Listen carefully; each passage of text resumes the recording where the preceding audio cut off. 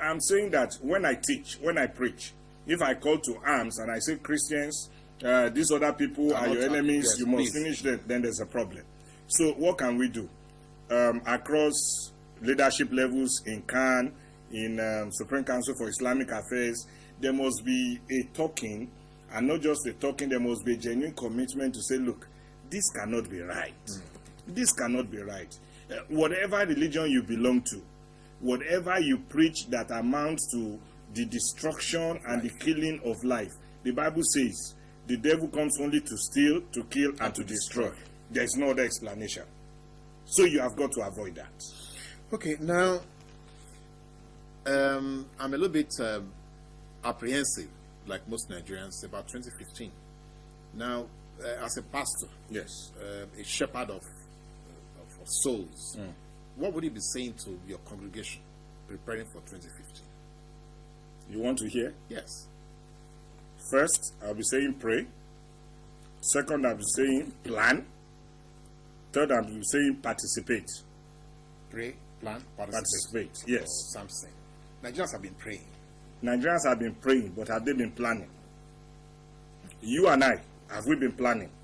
Now, you have to be now a little bit more. Good. In the area I live, do I know who the councillor is? Do I know who the local government chairman is? Do I?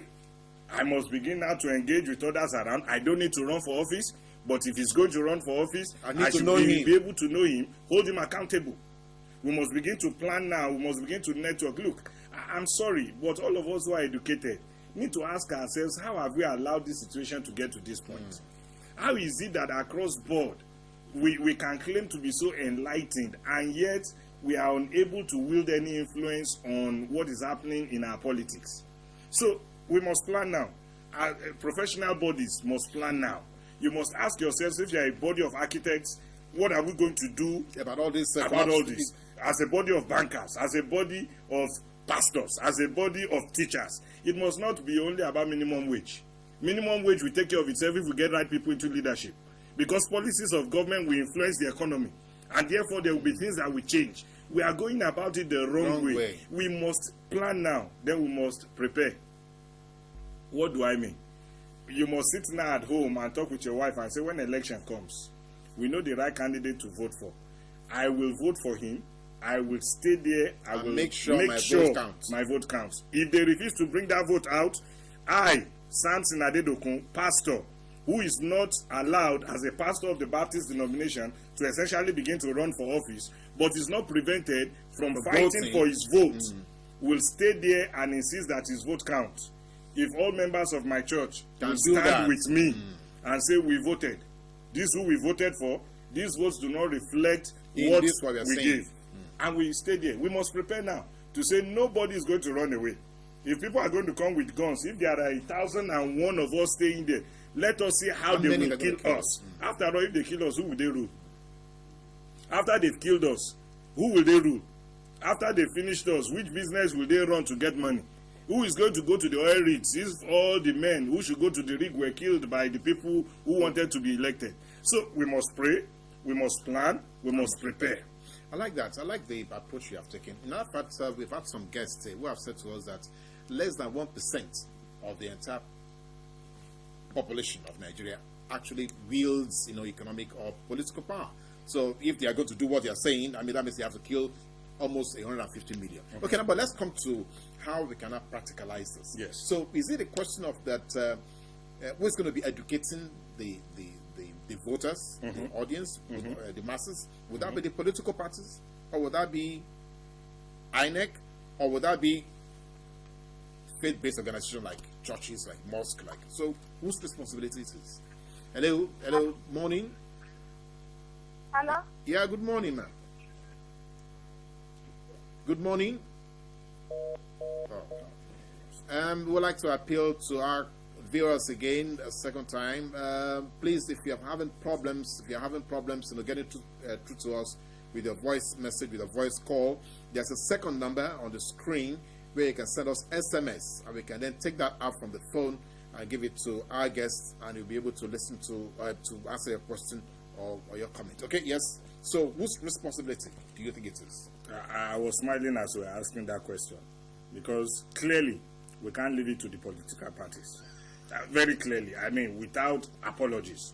The political parties, as we have them today, are a big challenge to us. All of us don't need to be inside to see what's going on. So we can't leave it to them. So let's not worry too much about them as in terms of educating the people. But the church must educate. As pastor, every time I preach a message in church, it is with a goal to cause the mindset of my people to look for what is a higher value, what is the ideal, what is the best. So even by that preaching, I am preparing my people. By talking about what a man ought to be, I don't need to preach about a party. I don't need to talk about vote for this party or vote for that person. But look, I can talk about values. I can talk about standards. I can talk about ideals. And when people listen to me, they can take a back seat and say, okay, who stands out on the basis of ideals? Who stands out on the basis of values? Whose lifestyle represents what we would like to have in office? And then people can begin to take that. So, yes, the church must speak to that. Pastors must preach. Muslim clerics must preach. 1 second. Hello? Hello? Hello. Yeah, good morning. Quickly, your question or your comment before you drop the line again. Quickly. Oh, that's very sad. Okay, right. So the church must be able to do that. Yes. Besides the church, of course, they, like you said before, other organized bodies should be able to also do that. They should. Yeah. Now, but let's come to something that I don't want to run away from it, but it's because it's always present on the table anytime we're having a guest here. People have, expressed their opinions, about this issue of child marriage, issue of one custom being archaic and therefore is moribund, should be removed from the constitution and all that. And some people say, no, this is our own, private. You think it's something we can bring into politics? Child marriage. A simple question. Would you ask a 9-year-old girl or 10-year-old girl to drive you from home to work? When she cannot drive or she has a license? I mean, even give her a license. Put her to drive and put all the Danfo drivers in Lagos on the road with her. Would you trust your life to the hands of a 9-year-old to drive? I mean, even giving a driver's license, we don't give it to people at that age. In one of my books, Ribbons and Rings, I talk about the principles that should lead to your thinking about marriage, for instance. First, the principle of social maturity. Hello? Hello?